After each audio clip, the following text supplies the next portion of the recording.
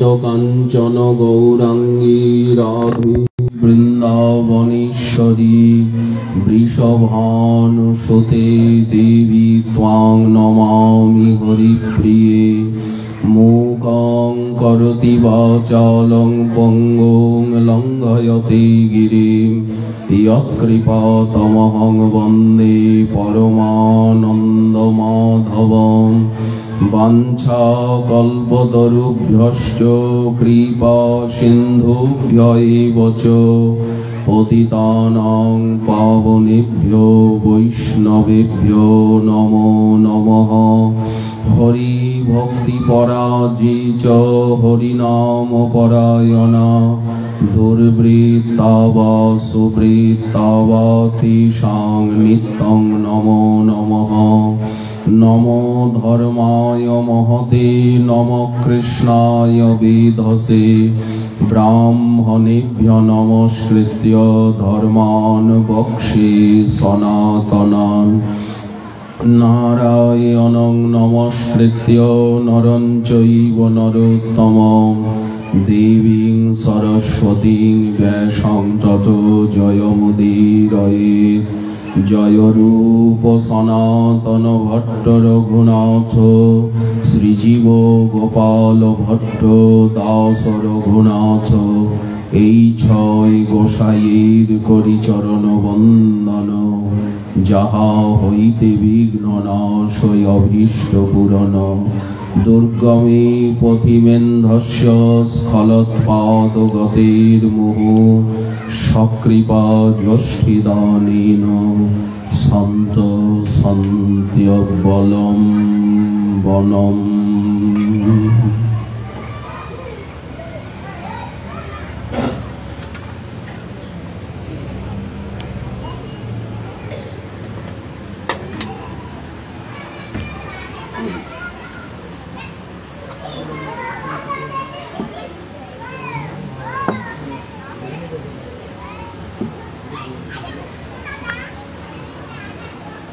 নিশীতে তমোদ্ভূতে জায়মানে জনার্দনে দেবক্যাং দেবরূপিণ্যাং বিষ্ণু সর্বগুহাশয় আবিরাসীদ যথা প্রাচ্যাং দিশিন্দিরিব পুষ্কলঃ।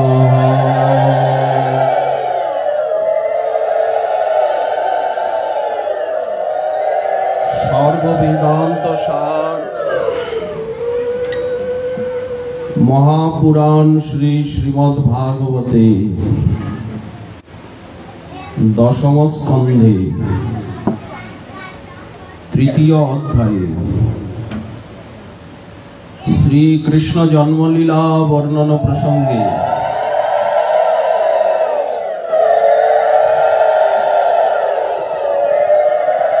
শ্রীপাদ শ্রীল শুক মুনি স্বয়ং ভগবান ব্রজবিহারী শ্রীকৃষ্ণের শুভ জন্মলীলার বর্ণনা দিচ্ছেন। যেহেতু জন্মাষ্টমী তিথি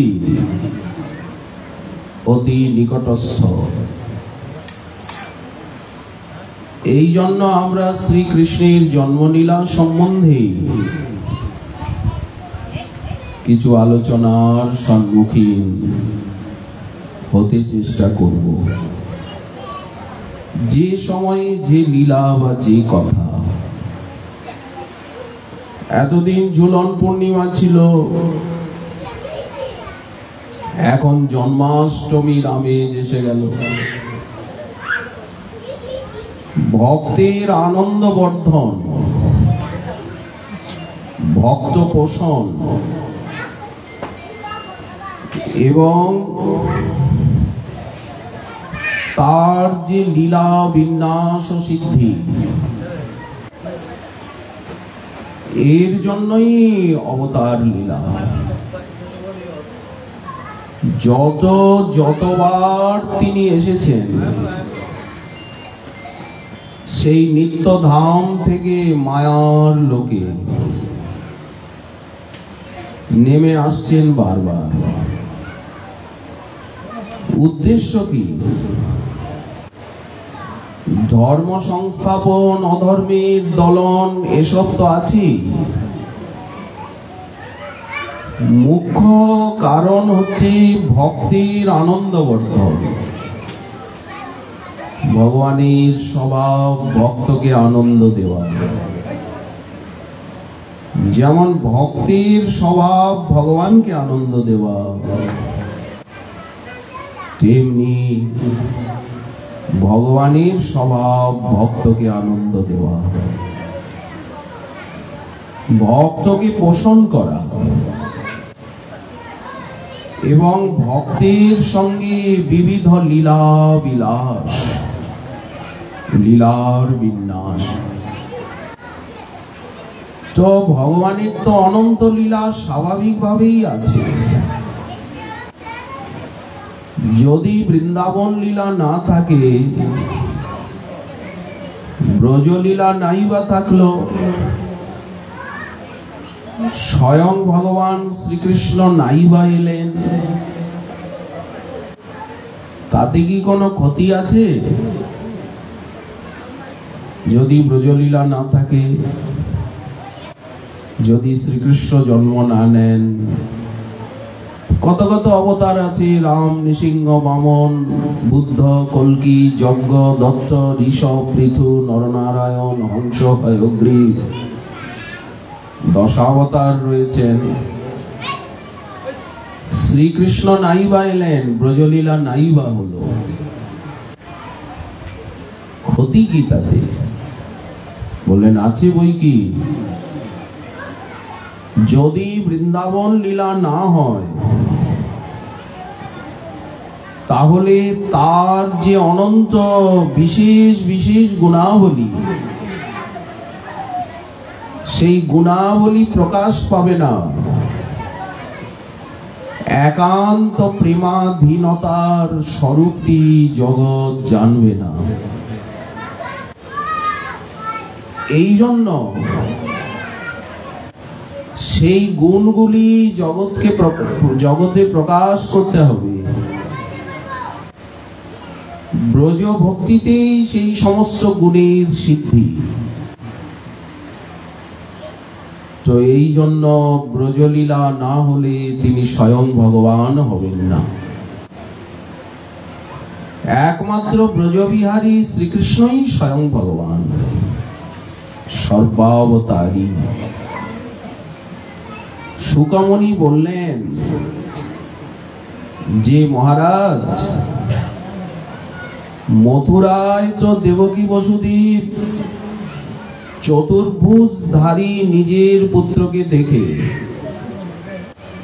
শঙ্খচক্র গদা পদ্মধারী পুত্রকে দেখে কারাগারে স্তব স্তুতি করলেন। আর সদ্যজাত ভগবানও বললেন, আমাকে ব্রজে রেখে এসো নন্দ ভবনে, যশোদার কন্যাকে নিয়ে এসো। কিন্তু মাধুক যে লীলাভূমি, যে শ্রী বৃন্দাবন, এই ব্রজধামে পিতা মাতা গোপরাজ নন্দ এবং যশোমতী তারা কিন্তু স্তব স্তুতি কিছুই করলেন না, বা নিজের পুত্রকে স্বয়ং ভগবান বলে জানতে বুঝতেও পারলেন না।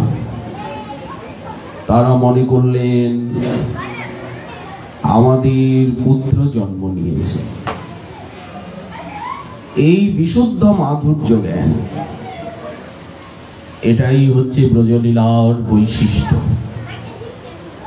মোর পুত্র, মোর সখা, মোর প্রাণপতি, আমার পুত্র জন্ম নিয়েছে, রাজপুত্র। তো পুত্র জন্ম নিলে যে জাতকর্ম উৎসব করতে হয়, দান ধ্যান ব্রাহ্মণগণকে, তিনি উৎসবে মেতে গেলেন। জাতাল্লাদ মহামনা, তিনি হচ্ছেন মহামনা। মনটা ওনার খুব বড়। নন্দ মহারাজ কেন তিনি মহামনা? ভাগবতে এই কথা নেই, এর উত্তর নেই, কিন্তু জীব গোস্বামী পাদ তার গোপাল চম্পুতে এর উত্তর দিয়েছেন যে উনি মহামনা কেন।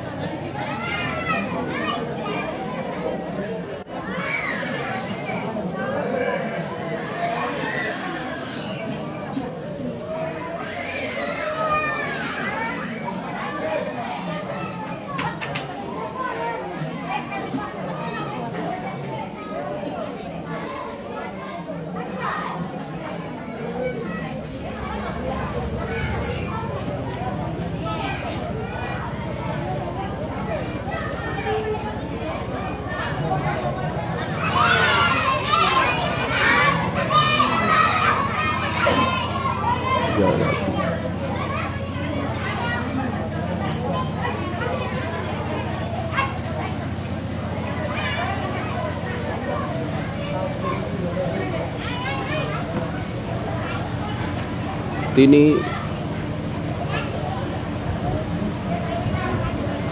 জীব গোস্বামী পাদ এর উত্তর দিয়েছেন যে কেন গোপরাজ নন্দ মহামনা। গোপাল চম্পুতে লিখেছেন যে মহারাজের সন্তান হয় না, অনেক বয়স হয়ে গেল, নন্দ যশোমতীর কোনো সন্তান নেই।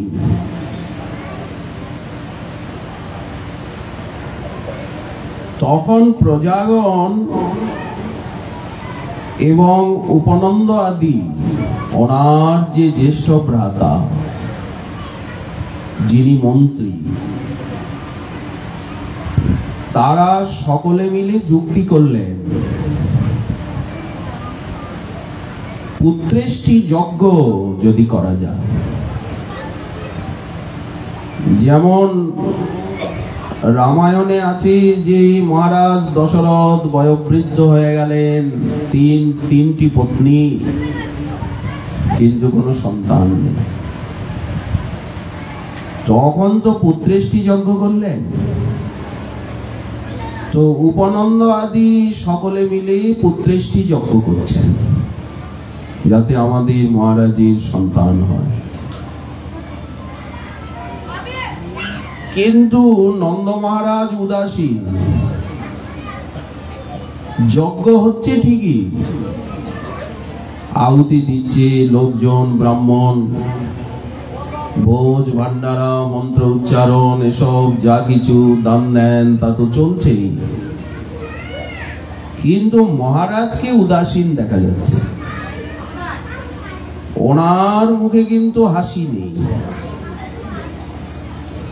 বাইরে পুত্রেষ্টি যজ্ঞের আয়োজন হচ্ছে, সেখানে নন্দ মহারাজ যাননি। ওনাকে নিয়ে তো যজ্ঞ, তো উনি যাননি কেন? যশোমতী মাতা প্রশ্ন করছেন, এই যে সকলে পুত্রেষ্টি যজ্ঞ করছে, না তুমি তো যজ্ঞের হোতা, তুমি তো যজ্ঞ কুণ্ডে বসে নিজে আহুতি দেবে, তুমি তো সেখানে গেলেই না। তুমি এখানে ঘরের মধ্যে বসে আছো, এর কারণ কি? তখন উনি বললেন, প্রিয়ে যজ্ঞের দ্বারা যে পুণ্য কর্মফল সঞ্চয় হয়, যজ্ঞ করলে কি হয়? পুণ্য কর্ম সঞ্চয় হয়। তাতে যে সন্তান লাভ হবে, আমার সেই সন্তান, সেই পুণ্য কর্মের থেকে যে সন্তান জন্মায়, সেই সন্তান লাভে আমার ইচ্ছা নেই। ভালো কাজ করলে সন্তান হয়, পুণ্য সঞ্চয় হয়, কিন্তু তাতে যে সন্তান হবে, আমার সেই সন্তানের স্প্রিয়া নাই। যশোদা দেবী বললেন, তাহলে আপনি কোন সন্তান লাভ করতে চান? নাকি জানি না আপনার কোন সন্তান হোক? বললেন, না, চাই, খুব চাই, তবে ওই সন্তান কিন্তু পুত্রেষ্টি যজ্ঞে পুণ্যকর্মে জন্মায় না। দেখো যশোমতী, তুমি আমার অর্ধাঙ্গিনী, তোমায় কোনো কথা বলতে আমার সংকোচ নেই। আমি সব সময় একটা সন্তানকে দেখতে পাই চোখের সম্মুখে। কি দেখতে পাই জানো? স্বপ্নে জাগরণে এক সন্তান আমার চোখের সামনে ভাসে। সে দিব্যাতি দিব্য ইন্দ্রনীল মণিকান্তি, নীল বর্ণে, যার অঙ্গের ছটায় সারা জগৎ উদ্ভাসিত হয়ে আছে। এত নীল আলো, নারায়ণের থেকেও তার রূপ বেশি। এটা আমি কি করে বলি? আমার মন্দিরে যে ইষ্টদেব নারায়ণ রয়েছেন, আমি যে সন্তানকে দেখি, নারায়ণের থেকেও তার বেশি রূপ, বেশি গুণ, বেশি মাধুর্য। এ কথা কি মুখে আনা যায়? এ কথা কি প্রকাশ করে বলা যায়? শয়নে স্বপনে দেখছি যে এই সন্তান তোমার কোলে শুয়ে তোমারই স্তন্যপান করছে, খেলা করছে, তুমি লালন পালন করছো তাকে। আবার কোন কোন সময় দেখি আমার কোলেও শুয়ে আছে, আমার কোলেও খেলছে।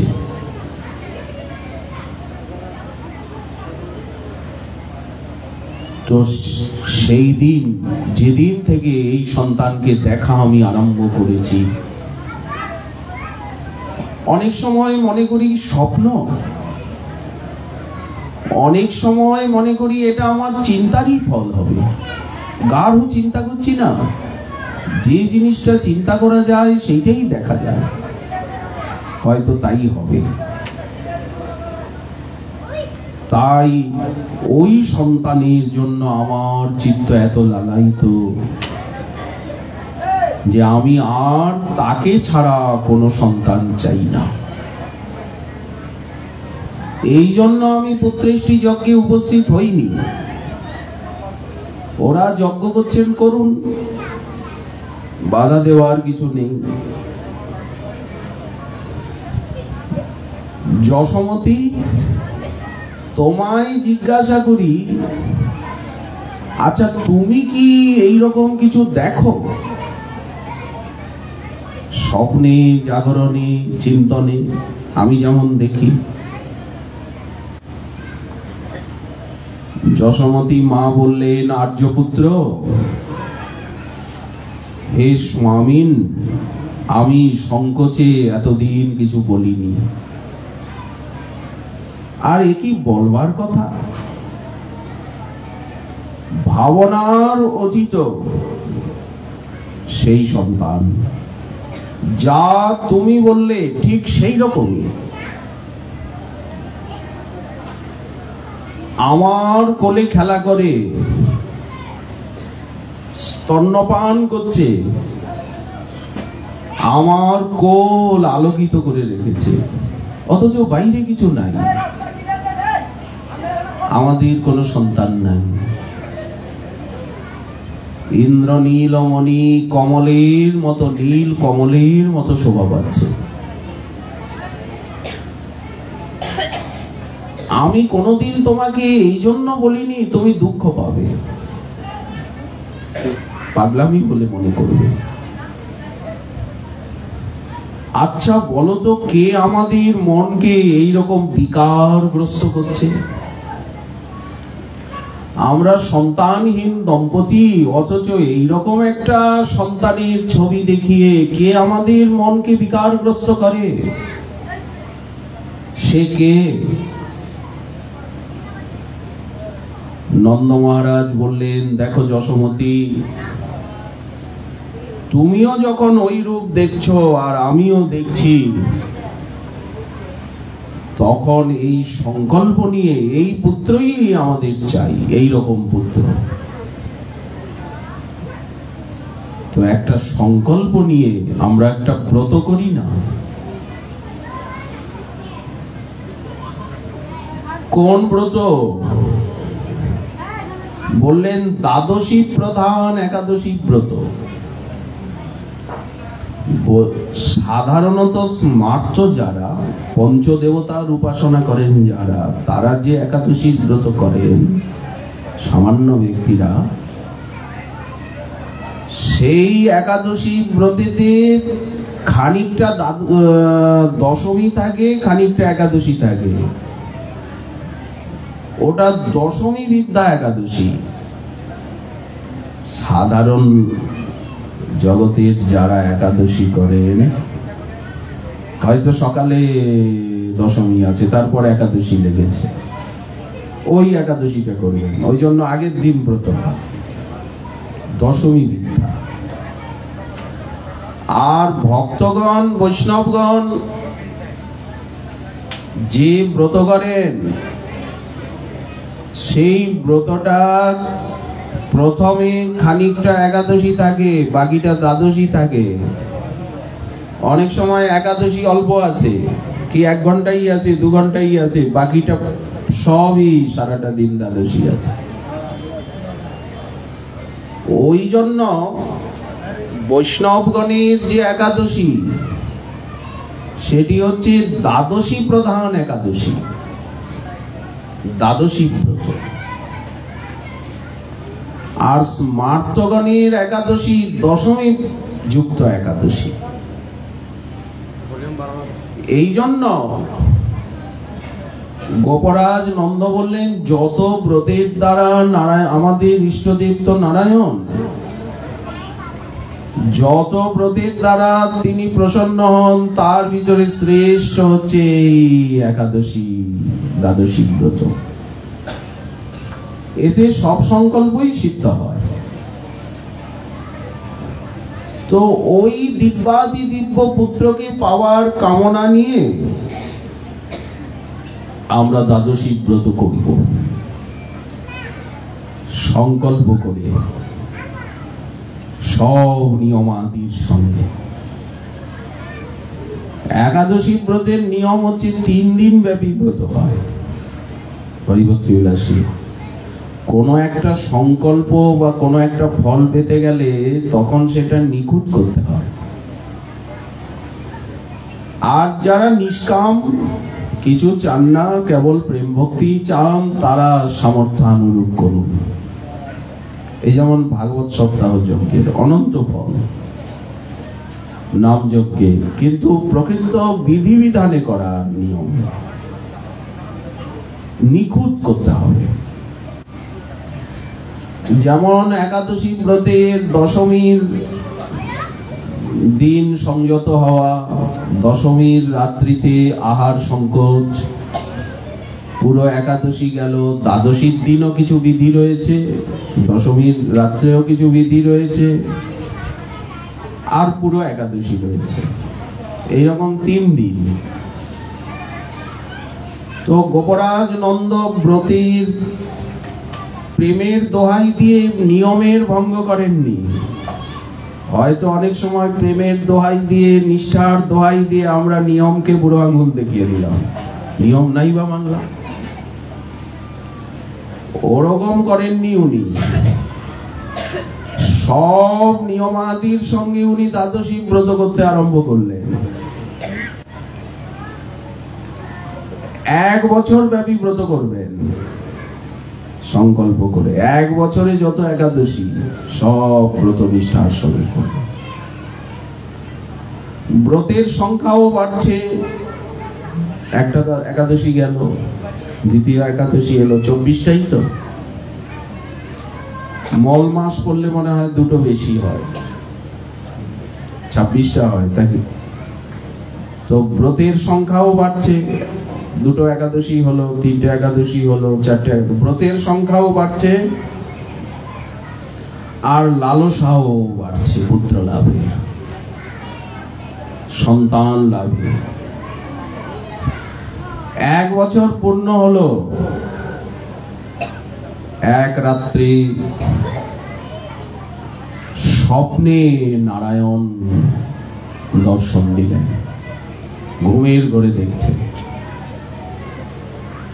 নারায়ণ উপস্থিত হয়েছেন, গৃহদেবতা। বলছেন, দেখো নন্দ মহারাজ, তুমি যাকে পুত্র রূপে চাইছো সে পুত্র আমারও অংশী। যাকে সন্তান রূপে পাওয়ার জন্য তুমি এত ভাবছো, আকুল হয়েছ, সে তো তোমারই ছেলে। নারায়ণ স্বপ্নে বলছেন, তোমাদেরই তো সে ছেলে, তোমাদেরই পুত্র, তোমরা ওকে পাবেই, ধৈর্য ধারণ করো। সেই সময় একদিন উপস্থিত হবেই। এত অধীর হয়ে ওঠো না, এত কষ্ট পেও না। তোমাদের আকুলতা আমারও ভালো লাগে না। সান্ত্বনা দিয়ে গেলেন নারায়ণ যশোমতী মাকে। উভয়ই স্বপ্নে এইরকম দেখলেন। তারপর দিন অতিক্রান্ত হতে চলল। সময় তো অপেক্ষা করে না। দিনে দিনে মাঘ মাস এসে উপস্থিত হলো। মাঘ মাসের শুক্লা প্রতিপদ,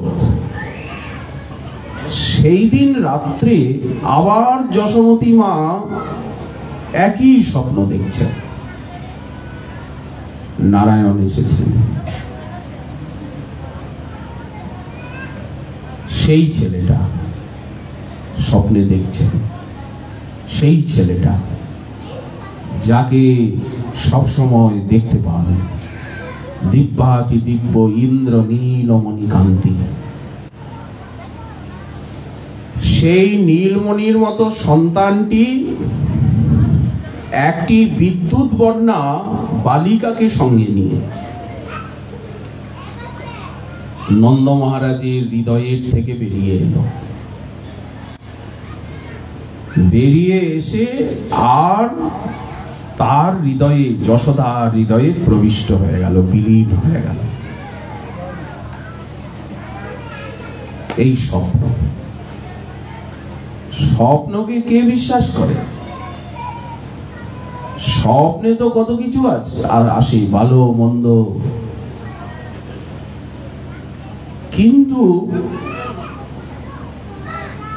স্বপ্নকে বিশ্বাস সবসময় না করলেও স্বপ্নটা যদি বাস্তবে প্রকাশ পেয়ে যায় তখন তো আর বিশ্বাস না করে উপায় নেই। অন্য কোনো রাস্তা আছে কি? এরপরেই মা যশোদার গর্ভলক্ষণ প্রকাশ পেল। যশোদা দেবী গর্ভবতী হলেন এতদিন পরে বৃদ্ধাবস্থায়। আচ্ছা, তাহলে প্রাকৃত সন্তান যেমন মাতা পিতার রস রক্তে পরিপুষ্ট হয়, ভগবানও কি সেই রূপে আবির্ভূত হলেন? প্রাকৃত সন্তান যেভাবে মাতার উদরে পরিপুষ্ট হয়, সেইভাবে কি ভগবান আসছেন? বললেন না, সেই রূপে জন্মান না, অথচ গর্ভলক্ষণ প্রকাশ পায়। পিতার হৃদয়ের থেকে মায়ের হৃদয়ে প্রবেশ করলেন। এখানে রস রক্তের সঙ্গে কোনো সম্পর্ক নেই, কিন্তু গর্ভলক্ষণটা কেন প্রকাশ পেল? বললেন নরলীলা। তা না হলে আমার পুত্র, এই জ্ঞান হবে না। এই জন্যই গোপরাজ নন্দ মহামনা, ওনার বুক ভরা রয়েছে নিত্য সিদ্ধ বাৎসল্য প্রেম। তবেই তো শ্রীকৃষ্ণকে এই রূপে উনি দেখতে পান। এখনো পুত্র হয়নি, অথচ উনি দেখছেন। এই জন্য ওনার মনটা বড়। কার মন বড়? যার মনে রয়েছে ভগবানের প্রতি প্রেম, ভালোবাসা। প্রেমই তো মনকে বড় করে। প্রেম হৃদয়ে উদিত না হলে তো আর মনটা বড় হয় না। এই জন্য গোপরাজ নন্দ মহামনা। যাই হোক, অবস্থান করছেন মায়ের হৃদয়ে, কিন্তু গর্ভলক্ষণ প্রকাশ পাচ্ছে। গর্ভের স্থূলতা, 1 মাস, 2 মাস, 3 মাস, 4 মাস।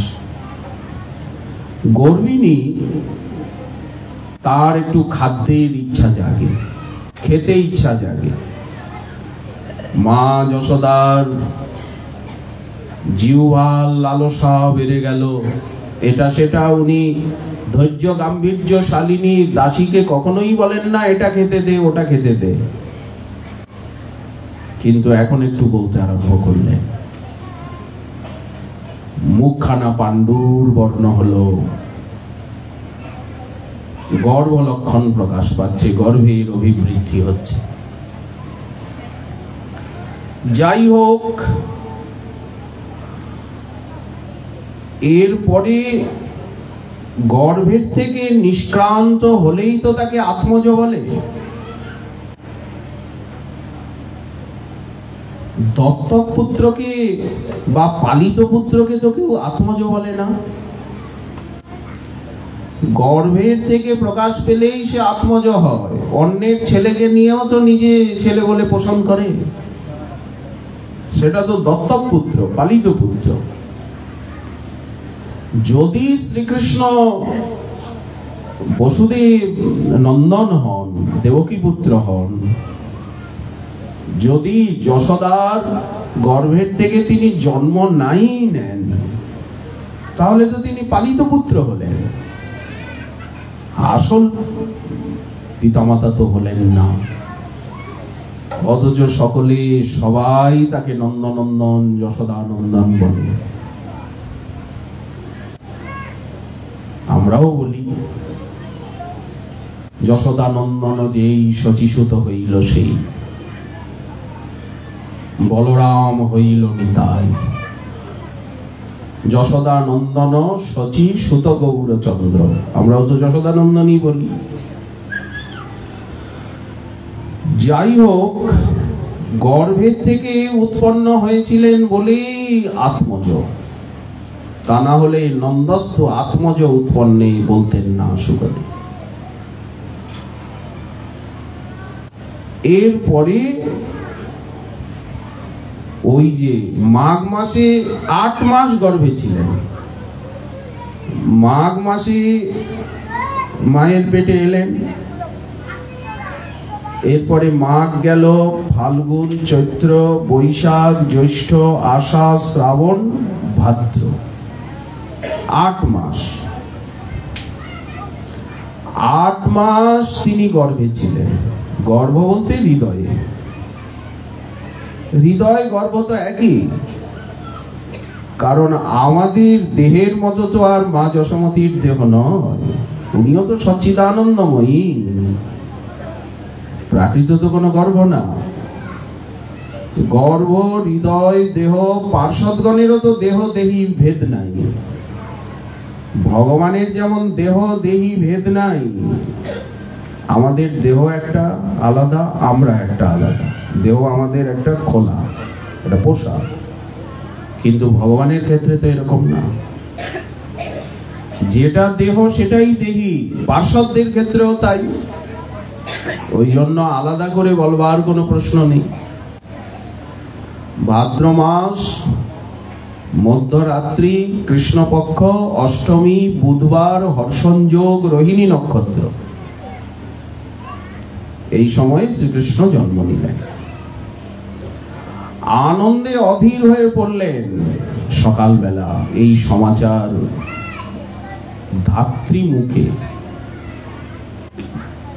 দাসীগণের মুখে যেবে, সঙ্গে সঙ্গে ওনার গলায় যে মুক্তা মালা ছিল খুলে দাসীদেরকে উপহার দিয়ে দিল। আনন্দ সাগরে ভেসে গেলেন যশোমতী মা। এই জন্য মহামনা, স্তব স্তুতি না। সন্তান জন্মালে কেউ সন্তানকে প্রণাম করে না, তার কল্যাণ কামনা করে, রক্ষণাবেক্ষণ। তিনি কুলপুরোহিত, ভাগরী, শাণ্ডিল্য আদি মুনিগণকে ডেকে ব্রাহ্মণগণকে ডাকলেন। কেন? বললেন স্তব স্তুতি করাবে, মাঙ্গলিক কার্য করাবে, বিঘ্ন নাশ। তাড়াতাড়ি উনি স্নান করে ভালো কাপড় চোপড় পরে অলংকার আভূষণে ভূষিত হয়ে আর ব্রাহ্মণগণকে দিয়ে পিতৃপুরুষের উদ্দেশ্যে যে শ্রদ্ধার্ঘ্য নিবেদন, তাকে বলে জাতকর্ম।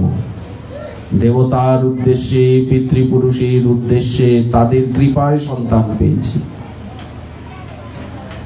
বেদ মন্ত্র উচ্চারণ করছেন ব্রাহ্মণগণ, উনি প্রতিনিধি দিয়ে কাজ করাচ্ছেন। জাতকর্ম সংস্কার আরম্ভ করলেন।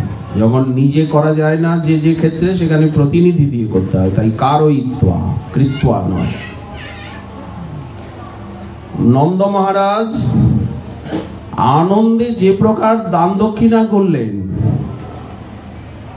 যেন আনন্দই মূর্তিমান হয়ে উঠেছে। বিস্মিত হয়ে গেলেন সারা ব্রজবাসী, এত দান দক্ষিণা করছেন উনি। চিরকামনার সম্পদ লাভ করে তিনি একেবারে আনন্দে আত্মহারা। আনন্দই তো জন্ম নিয়েছে, আর উনিও সকলকে আনন্দ দেন। এই জন্য নন্দ, নন্দয়তি, আনন্দয়তি জগৎ, জগৎকে আনন্দ। উনি তো শ্রীকৃষ্ণকে দিলেন, জগৎকে আনন্দ দিলেন না, আনন্দময়কে দিয়ে আনন্দ দিলেন। ওই জন্য মহাজনের পদেও এসেছে আনন্দময়ের বড় আনন্দময়। নন্দের মন্দিরে সতিকা গৃহে চাঁদের উদয়, আনন্দময়ের বড় আনন্দময়। আজু কি আনন্দ ব্রজ ভরিয়ারে। গাভী দান করছেন, গোদান। মণিরত্ন দান করছেন, তিলের পাহাড়, গমের পাহাড় স্তূপাকৃত করে তিল, গম, এই দান। শুকমুনি বললেন 20 লক্ষ গাভী দান করলেন। সুন্দর সোনার জড়ি দেওয়া কাপড়ে ঢেকে, সোনার জড়ি দেওয়া কাপড় পিঠের উপরে দিয়ে, বাছুর আছে দুগ্ধবতী, দুধ দেবে না এমন বুড়ি গাই না, 20 লক্ষ গাভী দান করলেন ব্রাহ্মণদের। বয়ে নিয়ে যেতে পারলে হয়। সেকালের দিনে এমন দান দান করতেন যে বয়ে নিয়ে যেতে পারবে কি ব্রাহ্মণরা? 20 লক্ষ গাই যদি হয় তো এক একজন ব্রাহ্মণের ভাগে কত করে গাভী পড়লো? এত গাই বাছুর, বাছুরগুলিকে ধরা হয়নি, তাহলে 20 লক্ষ গাইয়ের সঙ্গে বাছুরও তো 20 লক্ষ হবে, দুগ্ধবতী গাই দিতে হবে। তো শোনা যায় তিনি নাকি 9 লক্ষ গাভীর নৃপতি।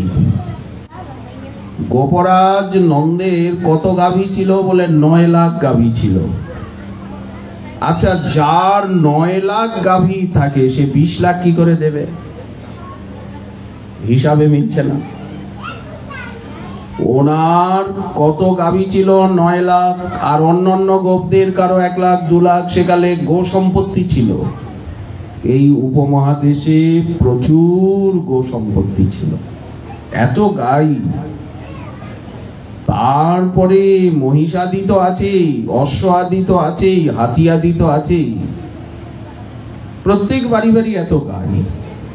এই যে আমরা এখানে বসে আছি এর নামও ঘোষপাড়া। এক সময় গাইয়েদের যেমন এই উপমহাদেশ কৃষি প্রধান, তেমনি এই উপমহাদেশ পশু প্রধান, গৃহপালিত পশু প্রধান, গাভী প্রধান। যাই হোক, 20 লক্ষ গাভী কোথা থেকে এলো? ওনার যদি মোট 9 লাখ গাই থাকে তো 20 লাখ কি করে দেবেন? আপনার কাছে 9 লাখ থাকলে 20 লাখ দেবেন কি করে? নিযুত বলতে 10 লক্ষ, আর 2 নিযুত বলতে ধেনুনাং নিযুতে প্রাদাত। সুখদেব 20 লক্ষের কথাই বললেন। আবার বিবিধ অলঙ্কারে বিভূষিত, গাইয়ের গলায় মালা রয়েছে, সোনার মালা, মুক্তার মালা, গাইয়ের শিং, শিংয়ের উপরে আবার সোনায় মোড়া, খুঁটটা রূপো দিয়ে মোড়া। তাহলে কত সোনা রূপা ছিল? কোথা থেকে এলো এত স্বর্ণ মুদ্রা? শুনে মহারাজ পরীক্ষিত মনে মনে ভাবছেন, আমি তো হস্তিনাপুরের রাজা, আমি তো সারা ভারতে, ভারতই আমার অধীন, আমি তো সম্রাট। অথচ গুরুদেব যে বর্ণনা করছেন, তো আমার কোষাগারের থেকে দেখা যাচ্ছে গোপরাজ নন্দ মথুরা মন্ডল তো এতটুক জায়গা, আমি তো পুরো হস্তিনাপুর, পুরো ভারতের উপরে আমার অধিকার, সকলে আমাকে কর দেয়, আমি সম্রাট। তো মথুরা মন্ডল কতটুকু? 84 ক্রোশ, 84 ক্রোশ, কিন্তু কতটুকু জায়গা? এর জমিদারি, তাও আবার জমিদারি। ওটা তো কংসের কাজের থেকে কংসকে খাজনা দিতে হয়, ট্যাক্স দিতে হয়।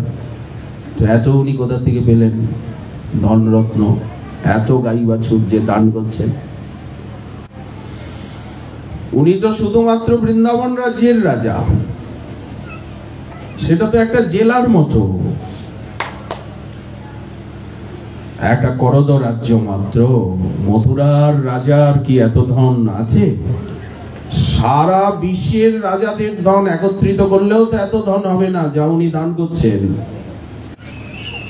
কোথায় পেলেন উনি এত গাই, এত মণিরত্ন সোনা? কোথায় পেলেন? মহারাজ পরীক্ষিতের অন্তরের ভাব জেনে শ্রী শুকদেব বলছেন, মহারাজ আপনি চিন্তা করছেন, স্বয়ং ভগবান অবতীর্ণ হয়েছেন ব্রজে, যিনি লক্ষ্মীপতি, নারায়ণেরও মূল। সেই দিন থেকে আপনি ব্রজধাম সর্বসমৃদ্ধিমান হয়ে গেছে। যখনই উনি জন্ম নিলেন সঙ্গে সঙ্গে ব্রজধাম নিজের স্বরূপকে প্রকাশ করল। ভগবানের নিত্যলীলা ভূমি, যেখানে রমা রমন রমাপতি বিহার করছে। রমাগণের ক্রীড়াভূমি হয়ে গেল ব্রজধাম, লক্ষ্মীগণের ক্রীড়াভূমি হলো কমলাগণের বিহার ভূমি। যেখানে লক্ষ্মীগণ বিহার করছেন, কমলাগণ বিহার করছেন বৃন্দাবনে, সেই বৃন্দাবনের স্বরূপগত একটা স্বাভাবিক সম্পদ তো আছেই। সেই সম্পত্তি প্রকাশ পেয়ে গেল। সেই সম্পত্তিটা কি? চিন্তা মাত্রই সবকিছু লাভ। চিন্তামণিময় ভূমি, কল্পবৃক্ষময় বন, এই তো বৃন্দাবনের স্বরূপ। বৃন্দাবন রম্য স্থান, দিব্য চিন্তামণি ধাম। সাধারণ দৃষ্টিতে বৃন্দাবন কি? ভারতবর্ষের উত্তর পশ্চিম প্রান্ত, উত্তরপ্রদেশ, সেই উত্তরপ্রদেশের একটা জেলা। বর্তমানে তিনটে জেলার উপরে ধাম। মথুরা জেলা আছে, রাজস্থানের ভরতপুর জেলার কিছু অংশ রয়েছে, আর হরিয়ানার কিছু অংশ। তিনটে প্রভিন্সের মাঝামাঝি। উত্তরপ্রদেশের খানিকটা, উত্তরপ্রদেশেরই 3 ভাগ, রাজস্থানের কিছু অংশ, আর হরিয়ানার কিছু অংশ। তিনটে জেলার তিনটে জেলা নিয়ে 3টে প্রভিন্স, রাজ্য নিয়ে। কিন্তু এসব কথা তো প্রাকৃত। ধাম কি কোনো প্রাকৃত স্থান নাকি, যেখানে জেলা ধরবো, জনপদ, প্রভিন্স, রাজ্য কি বিভাগ ধরবো? বৃন্দাবনের স্বরূপ কি বললেন? চিন্তামণিময়ী ভূমি। চিন্তামণি কাকে বলে? একটা জুয়েল আছে, একটা মণি আছে, ওই মণিটার কাছে যা চিন্তা করা যাবে তাই পাওয়া যাবে। যেমন কল্পবৃক্ষ বলে একটা গাছ আছে, সেই গাছটার তলায় দাঁড়িয়ে যা ভাবা যাবে তাই হবে। একজন পথিক, একজন বনচারী জানে না সে বনে ঘুরতে ঘুরতে ঘুরতে ঘুরতে একটা জায়গায় রাত্রি হয়ে গেছে, একটা গাছের তলায় এসে। সে জানে না যে ওই গাছটা কল্পবৃক্ষ। মনে মনে ভাবছে চারিদিকে ঘোর অন্ধকার, এখন এই রাত্রিতে তো বনের থেকে বেরোতে পারবো না, রাস্তা খুঁজে পাবো না, সারাদিন ক্ষুধার্ত, যদি কিছু খাবার পেতাম। কি খেতে ইচ্ছা হচ্ছে? গরম গরম হালুয়া, পুরি, ছোলার ডাল, কি লাবড়ি, রসমালাই, যা মনে এসেছে খাদ্যের কথা ভাবছে, সঙ্গে সঙ্গে খাদ্য এসে গেল সিদ্ধির মতো। যেমন সাধু মহাত্মাদের কাছে সিদ্ধি থাকে, মহাপুরুষদের জীবনীতে পড়লে দেখবেন সিদ্ধি থাকে। যা চিন্তা করে সেই চিন্তার জিনিসটা সামনে এসে যায়। ভক্তের ক্ষেত্রটা আলাদা। ভক্তের যদি এইগুলি হয় তাহলে অভিমান অহংকার হবে, ওই জন্য ভক্তি মহারানী গোপন করে রাখে। ভক্তি মহারানী ভক্তকে বাঁচায়। জ্ঞানী যোগীতে বিশেষ প্রকাশ পায়। তো খাদ্য এসে গেল, খেয়ে নিয়ে তৃপ্ত হলো, এখন ঘুম পাচ্ছে, শরীরটা ভার হয়ে গেল, পেট ভার হয়ে গেছে না, এখন চোখ ঢুলু ঢুলু ঘুম আসছে। তখন মনে করছে যদি একটা সুন্দর বিছনা পেতাম, একটু গোড় দিয়ে নিতাম, একটু ঘুমাতাম। গাছের তলায় বিছনা এসে গেছে, শুয়েছে। তখন মন বলছে চারিদিকে তো ঘুটঘুটে অন্ধকার, এই বনে তো বাঘ আছে, এখন যদি বাঘ এসে যায় তাহলে কি হবে? সঙ্গে সঙ্গে বাঘ এসে গেছে। কল্পতরু বিচার করবে না, অবিচারে দেবে। এটা দৈব বৃক্ষ। তেমনি একটা দৈব মণি আছে, জুয়েল, ওই মণির কাছে যা চাওয়া যাবে তাই সে দেবে। চিন্তামণি। কল্পতরু বিচার করে দেয় না, কিন্তু আমাদের গুরু বন্দনায় বলা হচ্ছে জয় জয় শ্রী গুরু প্রেম কল্পতরু। প্রেম কল্পতরু, ইনি প্রাকৃত কল্পতরুর মতো প্রাকৃত বস্তু দেন না, প্রেম দেন এবং বিচার করে দেন যে কোনটায় মঙ্গল হবে, কোনটায় অমঙ্গল হবে, এটা প্রতিক্ষণে বিচার করে। এই জন্য অদ্ভুত জাক প্রকাশ, অদ্ভুত প্রকাশ। তো বৃন্দাবন ধাম, সেখানকার ভূমি হচ্ছে চিন্তামণিময়ী। ওখানে বসে যা চিন্তা করা যাবে তাই মিলবে। ঠান্ডা গরম একটু বেশি প্রাকৃত দৃষ্টিতে, একটু গরম বেশি, একটু ঠান্ডা বেশি। চড়া দেশ, রুটির চলন, এরকম কোমল কথাবার্তা নয়। আমাদের সোনার বাংলা যেমন ভূমি অত্যন্ত কোমল, বাতাস কোমল, সবকিছু সুন্দর, কথাবার্তা খুব কোমল কোমল, কি স্নেহ, কি দয়া, কি মায়া, কি মোহ, প্রত্যেকটা কথা কিন্তু পরম সত্য, ঋষি বাক্য না। কিন্তু ভৌগোলিক দৃষ্টিতে বৃন্দাবন ধাম উত্তর পশ্চিম প্রান্ত, কিন্তু ভূমিটা হচ্ছে চিন্তামণিময়ী ভূমি। ওখানে বসে যা চিন্তা করা যাবে সেই ফল পাওয়া যাবে। বৃক্ষগুলি বৃক্ষ কল্পলতা, ওই জন্য ব্রজরেণুর এত মহিমা, ভূমির এত মহিমা। আর এখন তো প্রকট লীলা, এই মহিমা তার চিরদিনই আছে। ওই জন্য সাধকরা ওখানে ছুটে যান, যে ওখানে বসে ভগবানকে চিন্তা করলে, প্রেমকে চিন্তা করলে প্রেম পেয়ে যাবো, ভগবানকে পেয়ে যাবো, যা খালাস, ছুটি। কেন ওখানে ছুটে যাওয়া হয়? বলেন চিন্তামণিময়ী ভূমি, ওখানে বসে সাধন করলে অতি শীঘ্র প্রেম লাভ হবে যদি প্রেমের চিন্তা করি। আর ভগবত দর্শন, ভগবত সেবার কামনা করলে ভগবত দর্শন, ভগবত সেবা হবে। সব প্রেম, ভগবত দর্শন, ভগবত সেবা লাভ, যেটা অন্যত্র দুর্লভ। আর এখন তো প্রকট লীলা কাল, এখন লীলা প্রকট। ওই জন্য ধাম নিজের যে মহিমা, নিজের যে স্বরূপ, সেটাকে প্রকট করে দিয়েছে। ওই জন্য এত ঐশ্বর্য। এই 20 লক্ষ গাভী, এত সোনা দানা মণিরত্ন দান করতে কোনো অসুবিধা হচ্ছে না। কে দিচ্ছে? বলেন ধামই দিচ্ছে।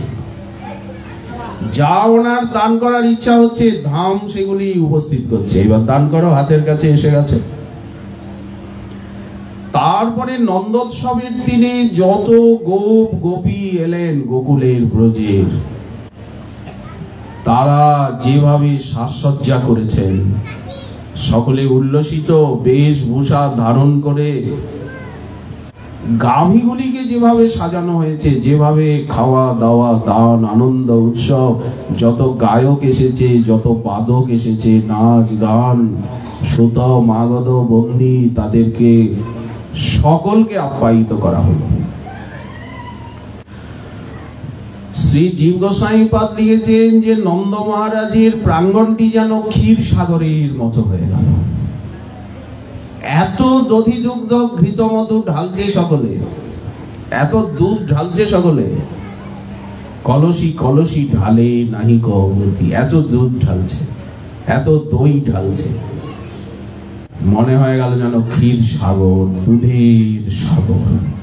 কত দুধ ছিল! বলে এটা ধামের স্বরূপ প্রকাশ পেয়ে গেছে। গোপ গোপী সব দই দুধ নবনীত ঘি ছুটছে, ঢালছে। খেলা যেমন হোলিতে আবির নিয়ে খেলা হয়, রং জল নিয়ে খেলা হয়, তেমনি দুধ ঘি দই মাখন নিয়ে খেলা। এরা তো গোপ, অভাব নেই। ক্ষীর সমুদ্রের যেন একটা তরঙ্গ, বিশাল প্রাঙ্গণ, দুধ বয়ে যাচ্ছে। শিব নাচে, ব্রহ্মা নাচে, আর নাচে ইন্দ্র, দেবতারা পর্যন্ত নাচে। গোকুলে গোয়ালা নাচে, পাইয়া গোবিন্দ, ব্রহ্মাণ্ডের সবাই নৃত্য আরম্ভ করল। বৃক্ষগুলি নাচে, লতা, আকাশ, বাতাস, সাগর, ভূধর, গ্রহ নক্ষত্র, তারকা সবাই নাচছে। সেই আনন্দ ভূলোকের থেকে দুলোকে চলে গেল, দুলোকের থেকে ভূলোকে আসছে, ভূলোকের থেকে দুলোকে। এই নন্দ মহোৎসব সাক্ষাৎ ব্রহ্মার কাছে চলে গেল আনন্দটা, শিবলোকে চলে গেল, দেবলোকে চলে গেল। আনন্দ তো গোকুলে হচ্ছে। বললেন না, সেই আনন্দ আকাশের গাবে তত্তর করে সেই নাচ গান আনন্দ উৎসবের রোল ব্রহ্মার লোকে চলে গেল, কৈলাসে শিবের কাছে চলে গেল, ইন্দ্রের কাছে চলে গেল। তবেই তো তারা আনন্দে আত্মহারা হয়ে নাচছেন। সকলে এসে উপস্থিত হয়েছেন। শিব নাচে, ব্রহ্মা নাচে, আর নাচে ইন্দ্র, গোকুলে গোয়ালা নাচে পাইয়া গোবিন্দ। গোবিন্দকে সাক্ষাৎ রূপে, সন্তান রূপে পেয়ে সে কি আনন্দ। গোয়ালা নৃত্য আরম্ভ করেছে, কেউ ঘরে নেই। গোয়ালপাড়ার যত গোয়ালা, যত ঘোষ ছিল সব ছুটে ছুটে আসছে নন্দের প্রাঙ্গণে। নন্দের অঙ্গনে গোয়ালা চলিলা ধাইয়া, হাতে নড়ি কাঁধে ভার, নাচে থইয়া থইয়া।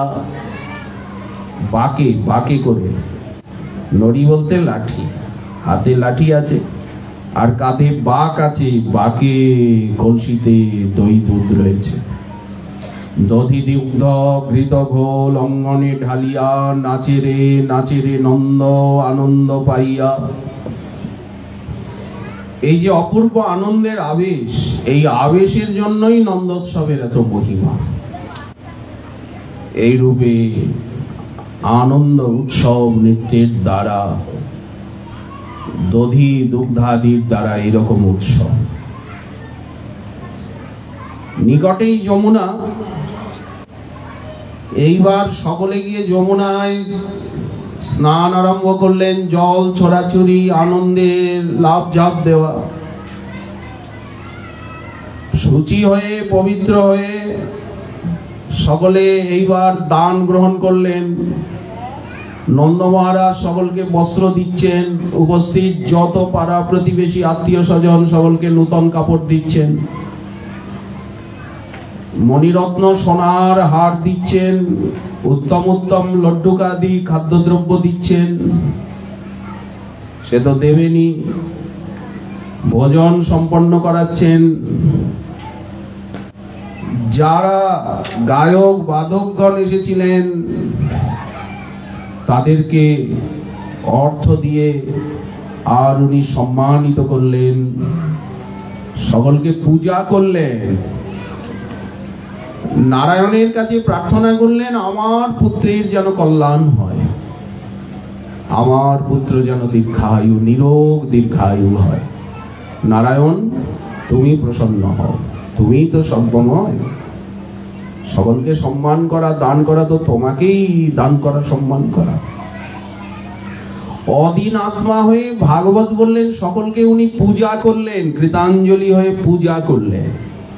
কখনো ভাবছেন না যে আমি দান করছি, কি সম্মান করছি, এত বস্ত্র দিলাম, এত খাদ্যদ্রব্য দিলাম, না। অদিন আত্মা যথোচিতম অপূজয়। এই জন্য উনি মহামনা। অথচ বসুদেব মহাশয় উনি কি করবেন? উনি তো কারাগারে আবদ্ধ। উনিও পুত্রোৎসবে উনি যা কিছু করলেন মনে মনে করলেন। মনে মনে ব্রাহ্মণদেরকে 10,000 গাভী দিলেন, মনে মনে। উনি তো কারাগারে আছে। নিয়ম হচ্ছে, যখন আপনি বাইরে কিছু করতে পারছেন না, দিতে পারছেন না, এমন একটা বিপরীত পরিস্থিতির ভিতরে আছেন, তখন মনে মনে দিলেও কিন্তু কাজ হয়।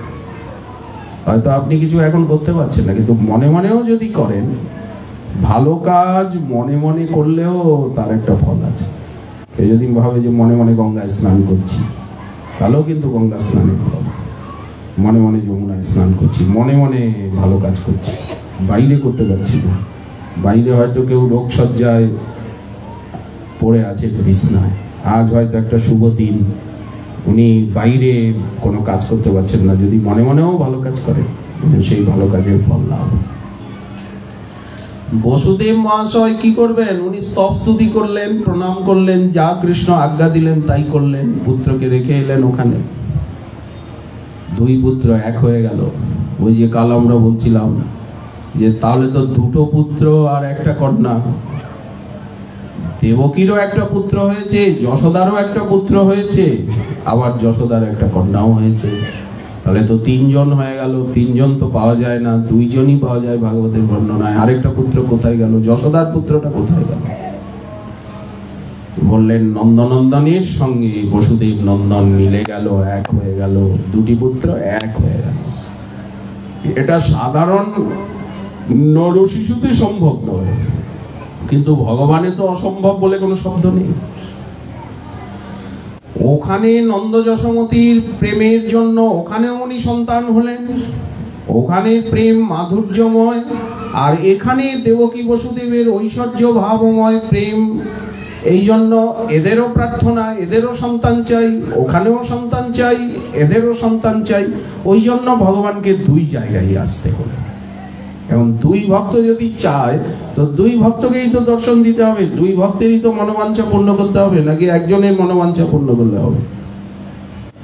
কিন্তু এটা সাধারণ মানবের সম্ভব নয়।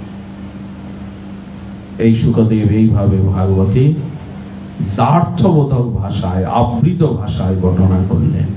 নিশীতে তমোদ্ভূতে জায়মানে জনার্দনে দেবক্যাং দেবরূপিণ্যাং বিষ্ণু সর্বগুহাশয় আবিরাসীদ যথা প্রাচ্যাং দিশিন্দিরিব পুষ্কল। সেই শুভ জন্মাষ্টমী তিথি প্রতি বছর একবার করে আসেন। এই ভাদ্র মাস, এই কৃষ্ণপক্ষ এসে গেছে। আজকে দ্বিতীয়া, আজকে কি তিথি? দ্বিতীয়াই হবে।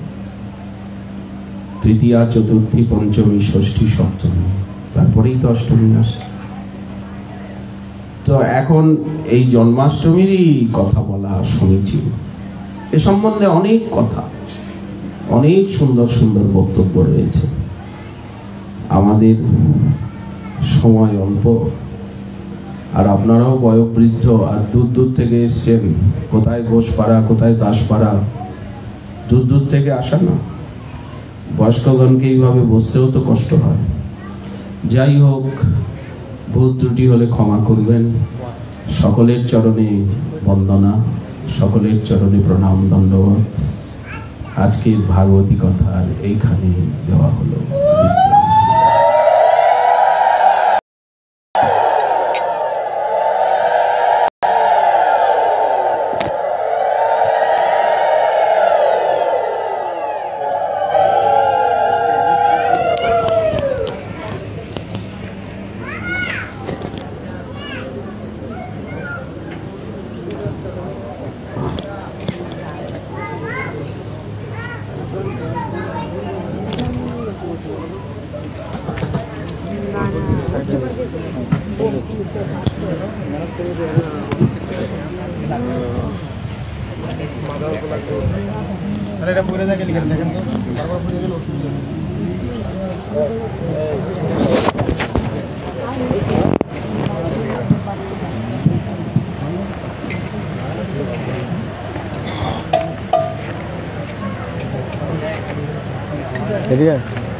नहीं तो नहीं है।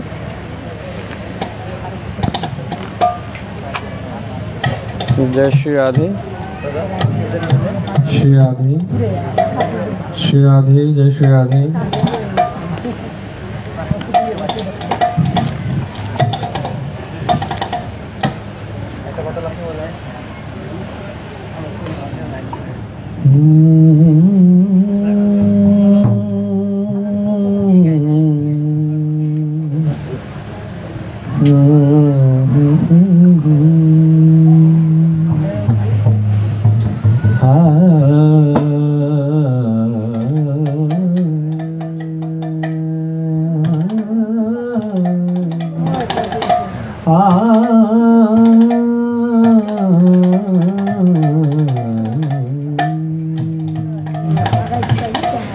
कृष्णा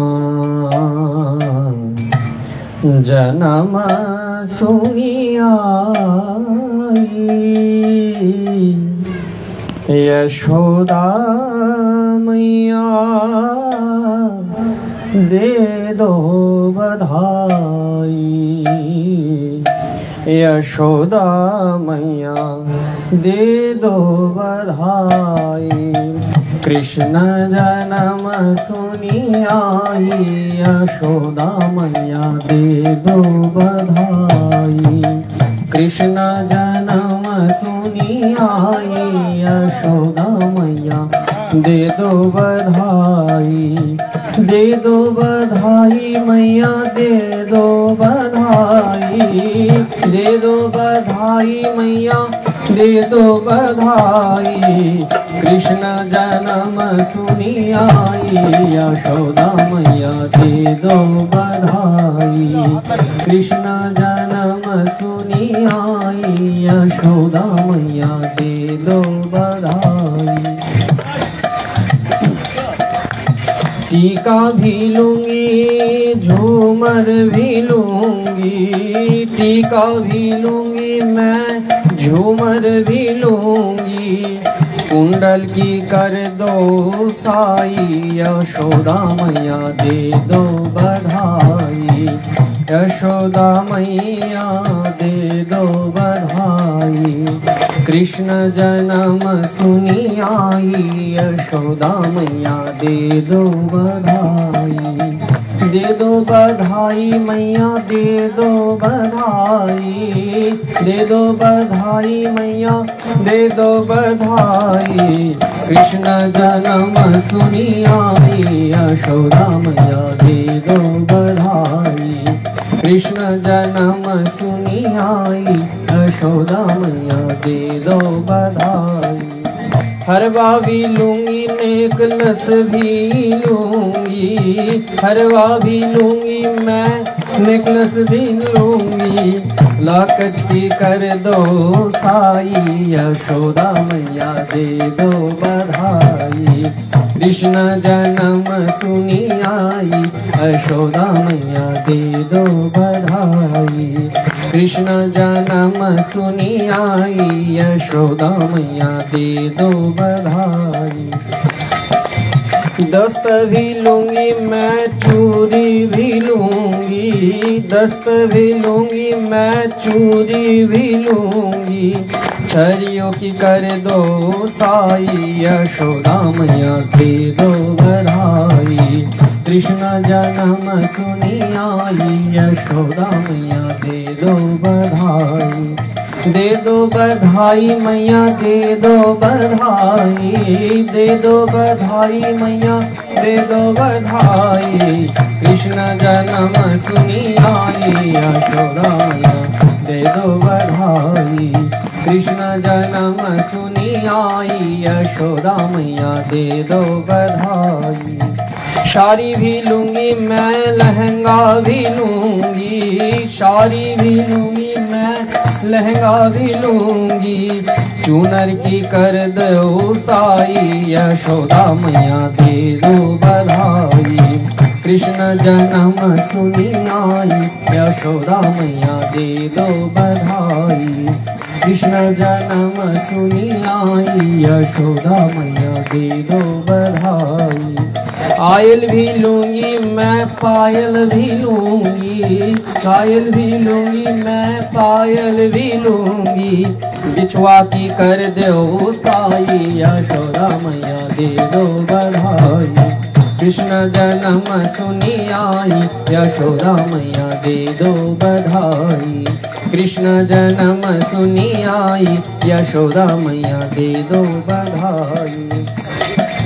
चंद्र सखी भज बाल कृष्ण छवि, चंद्र सखी भज बाल कृष्ण छवि।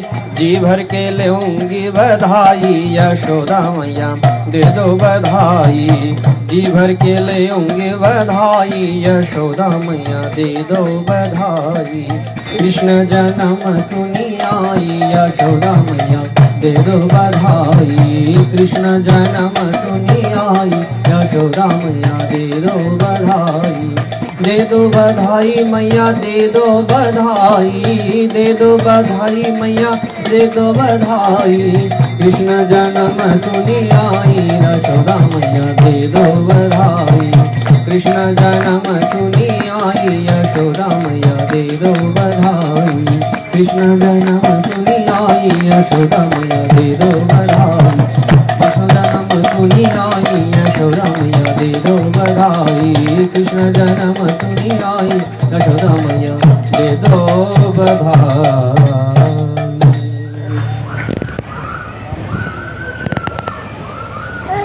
जय जय श्री राधे।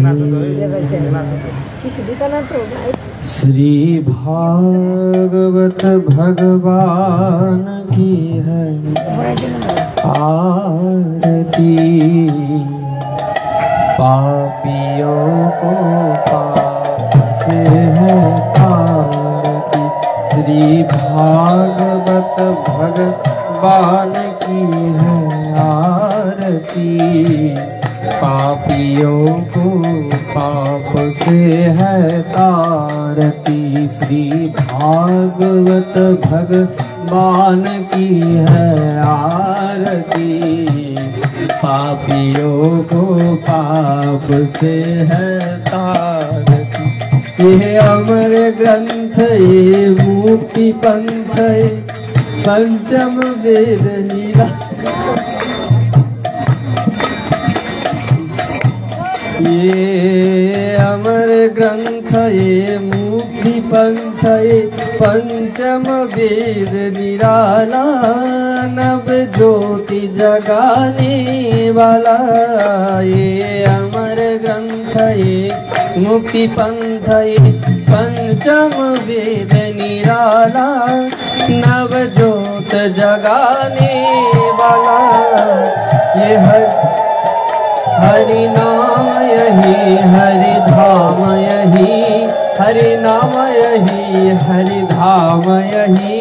यह जग मंगल की आरती, पापियों को पाप से है तारती। श्री भागवत भगवान की है आरती, पापियों को पाप से है तारती। श्री भागवत भगवान की है आरती, पापियों को पाप से है तारती। ये शांत गीत पावन पुनीत, पापों को मिटाने वाला, हरि दर्श दिखाने वाला।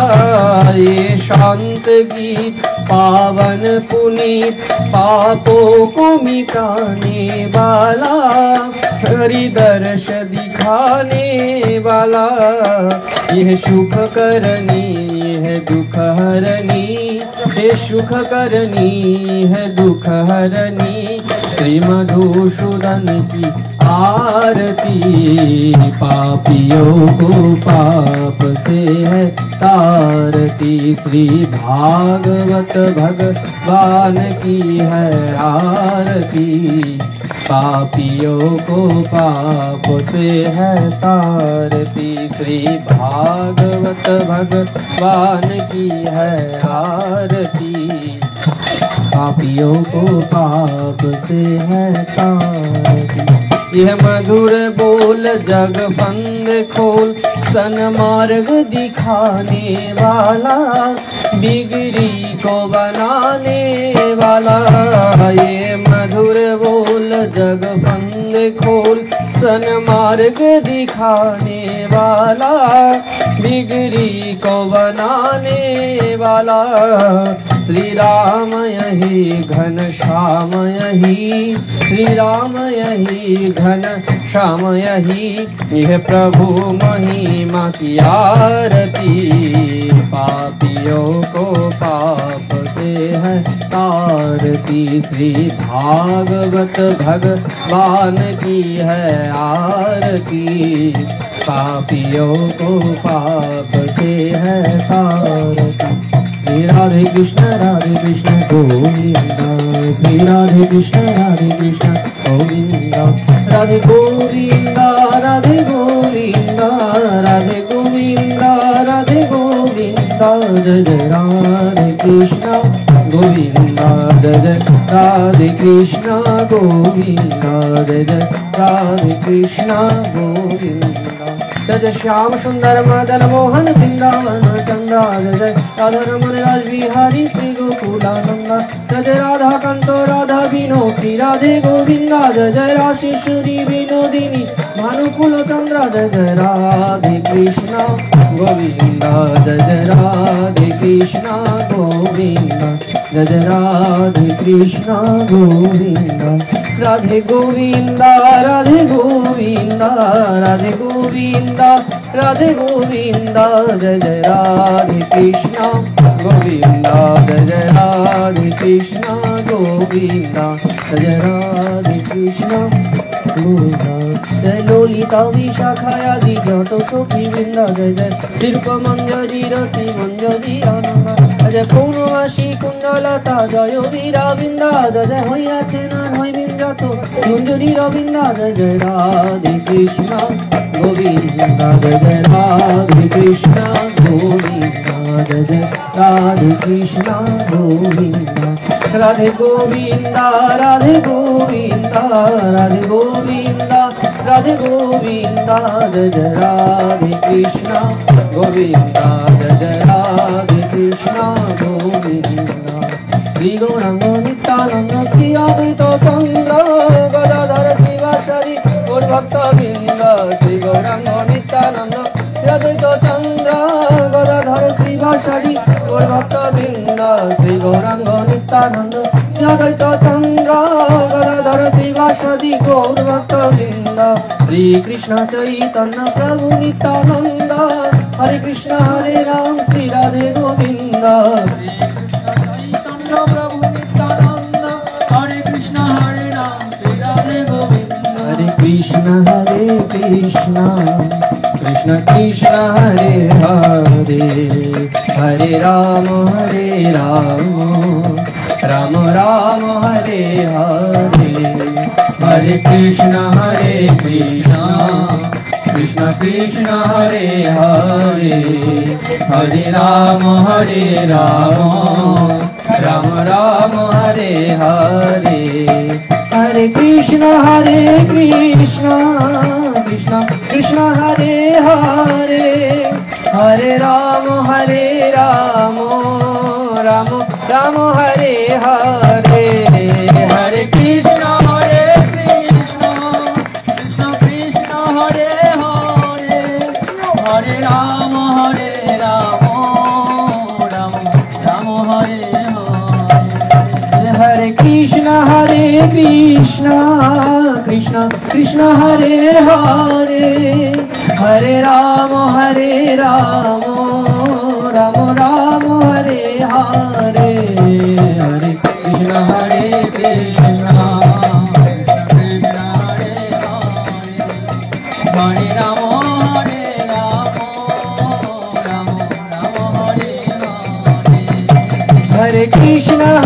हरे कृष्ण कृष्ण कृष्ण हरे हरे राम राम राम हरे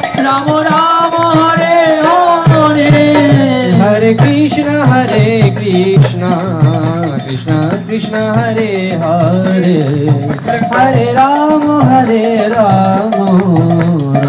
राम हरे हरे हरे कृष्ण कृष्ण कृष्ण हरे हरे हरे राम राम राम हरे हरे हरे कृष्ण कृष्ण कृष्ण हरे हरे हरे राम राम राम हरे हरे हरे कृष्ण कृष्ण कृष्ण हरे हरे हरे राम राम हरे हरे हरे कृष्ण कृष्ण कृष्ण हरे हरे हरे राम राम राम हरे हरे कृष्ण कृष्ण कृष्ण हरे हरे हरे राम राम हरे हरे कृष्ण कृष्ण कृष्ण हरे हरे हरे राम राम हरे हरे कृष्ण कृष्ण कृष्ण हरे हरे हरे राम राम हरे हरे कृष्ण कृष्ण हरे हरे राम राम हरे हरे कृष्ण कृष्ण कृष्ण हरे हरे राम राम हरे हरे कृष्ण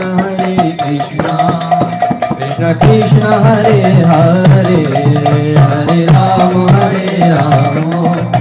राम राम हरे हरे हरे कृष्ण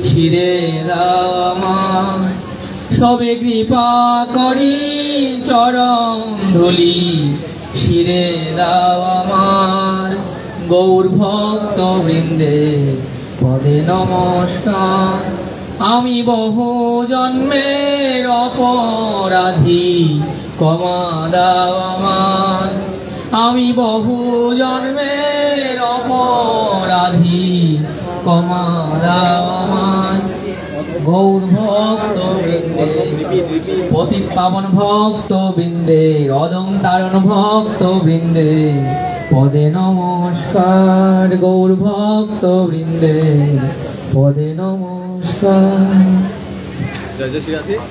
জয় শ্রী রাধে স্বামী তাই গৌর হরি।